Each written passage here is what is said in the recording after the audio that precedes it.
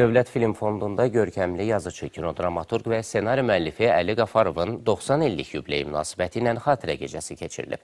Tədbirdə çıxış edənlər onun zəngin yaradıcılıq irsindən bəhs edib xatirələrini bölüşüblər. Əli Qafarovun dövrünün qəliblərinə sığmayan, azad ruhlu və fərqli düşüncə tərzinə malik ssenarist olduğu qeyd olunub. O, kino sahəsində ensiklopedik biliklərə sahib yaradıcı şəxslərdən biri kimi tanınıb və Azərbaycan kinosunun inkişafında özünə məxsus iz qoyub.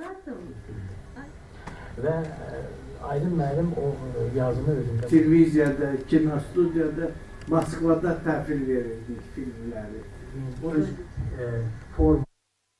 Mənim uşaqlıq illərim, yeniyetmə, gənclik illərim bir yerdə keçib. Əli Qafarov, bilirsən, o çox istedadlı insan idi və çox şeyi başa düşürdü.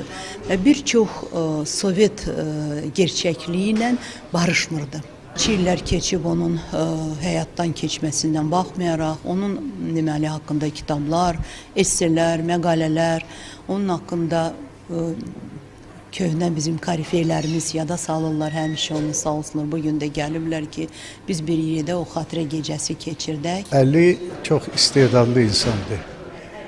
Çox istedadlıdır və özündən sonra çox məşhur filmlər qoyub gedib. O zaman çox Sovet dövrü idi də, çox belə pis damğa vururdular insana, dissident damğası, yəni bu Sovet yazıcısı deyil. Və ona görə o çox işgəncələrə məruz qalmışdı. Amma o mənə deyirdi ki, bu rejimdə, Sovet rejimində dissident olmaq şərəfdir.